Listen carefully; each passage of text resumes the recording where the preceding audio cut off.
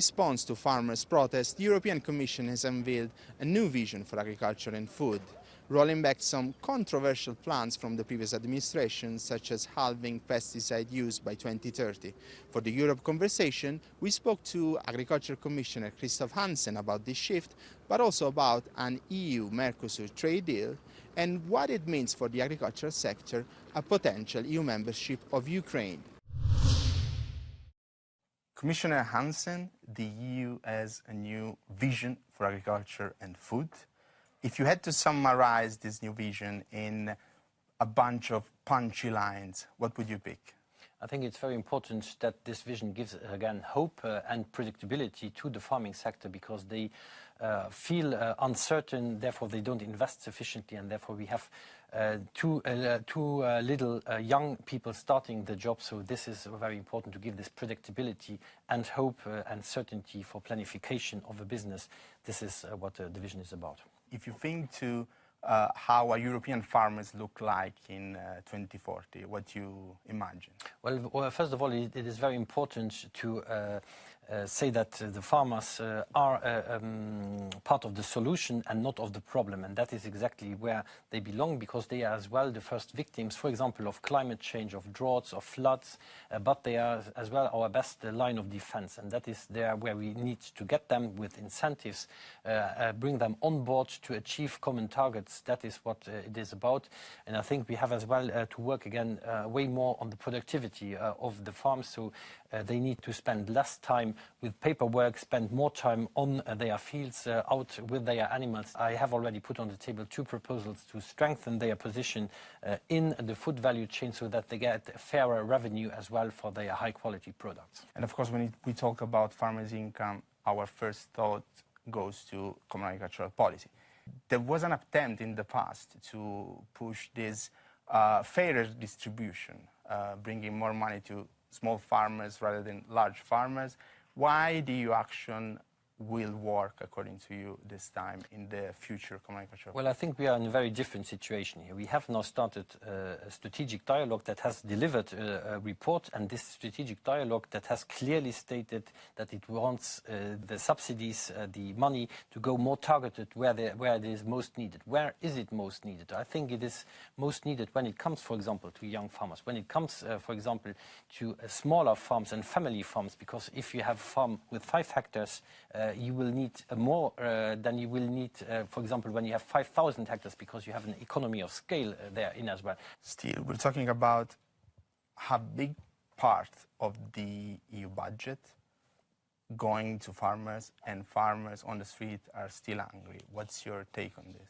Well, we need to address what they put on the table as well when they took it to the streets. And it was exactly 1 year ago when here in Brussels the streets were crowded with tractors and angry farmers. And they have 3 main requests. One is fairer prices for their products. That we have, I mentioned already, we are addressing this very concretely now with the 2 proposals on the table. The second one, and the very important one, is the huge amount of paperwork that they have to do, not only under the common agriculture policy, but as well in other political sectors. Then a third point that our farming community made was exactly as well on the reciprocity and the fair standards when it comes to production, because we are forbidding plant protection products in the European Union for good reasons, for human health reasons, but as well for environmental reasons. Coming back to the future of the common agricultural policy, there's the elephant in the room that is Ukraine, actually, a future membership of Ukraine. We're talking about a giant agricultural powerhouse. Do you think that the discussion will already trying to address this aspect of the future membership of Ukraine?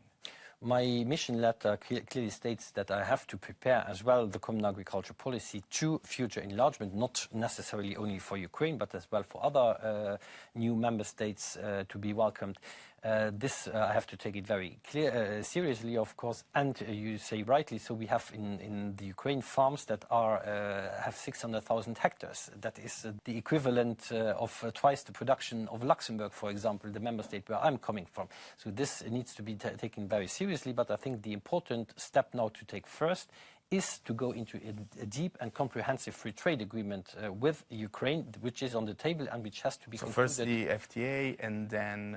Exactly, because this will be the first phase of alignments of production standards that is very important, and it is more stable than the current autonomous trade measures that we are living in that have disrupted and caused a lot of problems, especially... That raised some eyebrows in some countries like Poland and France. Exactly, and this needs to be addressed, and I'm very confident that we can achieve this first step of getting closer together before the enlargement.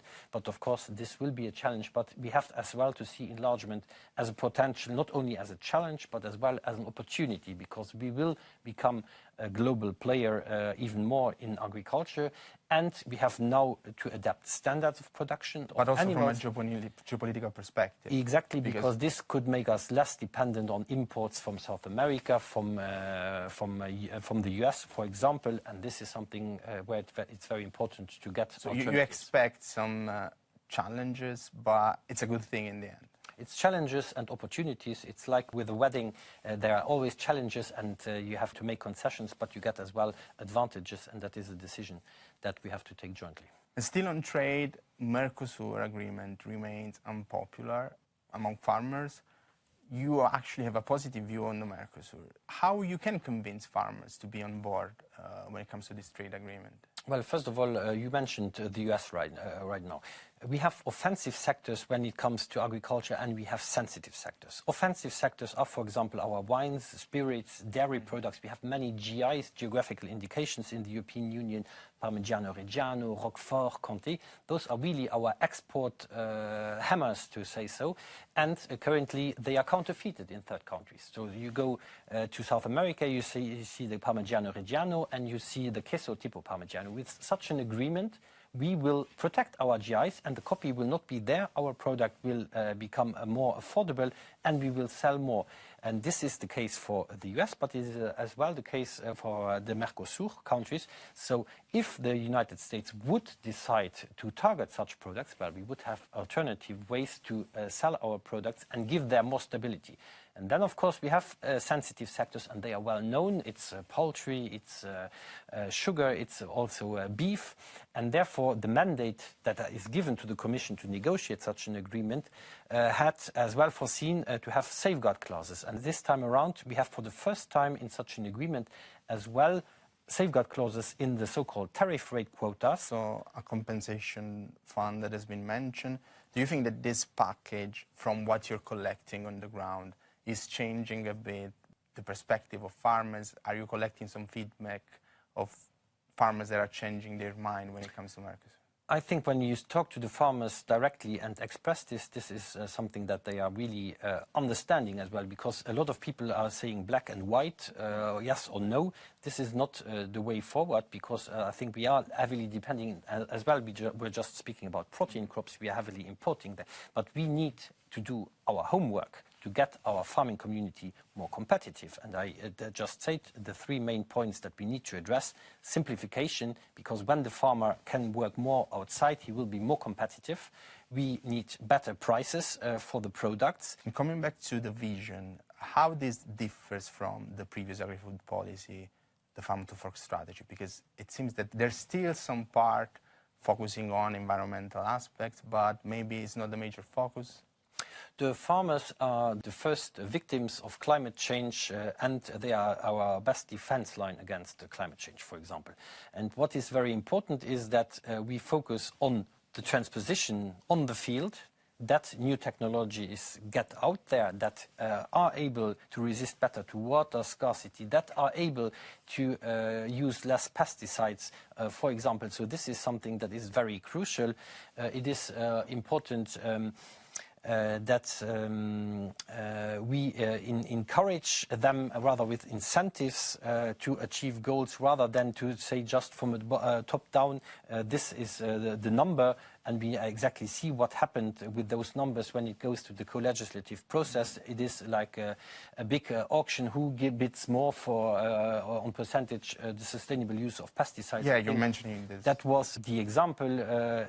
It didn't work out, and now we have no progress at all. But still, it's off the table. It is off the table, exactly, so no progress at all. And I believe with this process where we take the farmers on board and we take the civil society on board in the European Board on Agriculture and Food, we determine there and discuss about solutions that are applicable and effective on the ground to achieve those targets. And our last question, the vision still acknowledges that some key topics in the agriculture debate in Europe are perceived as contentious. There was the structured dialogue. Do you think that this is enough to bring together all the stakeholders when it comes to a very polarizing agri-food debate? I think it is a very helpful tool, and I have to congratulate Commission President von der Leyen that she took that initiative of that strategic dialogue. I think this is a very important one, and that will be able to deal with questions that are in principle or have been very polarizing. They will contribute to depolarize them, find solutions, as I said, and this will be key as well to be more effective and target-orientated. My intention at least is to be in the first year at least in all the member states present and be as well not only in meeting rooms but be as well on the farms, meeting the farmers, and that is what I have already done in these first 100 days quite intensively. My next visit will be in Spain, where I will as well see the devastated region of Valencia. That will be very important as well to show our presence there, understand what is needed, and help as well the farming community to adapt to changing conditions. And this will be very key as well to get this knowledge in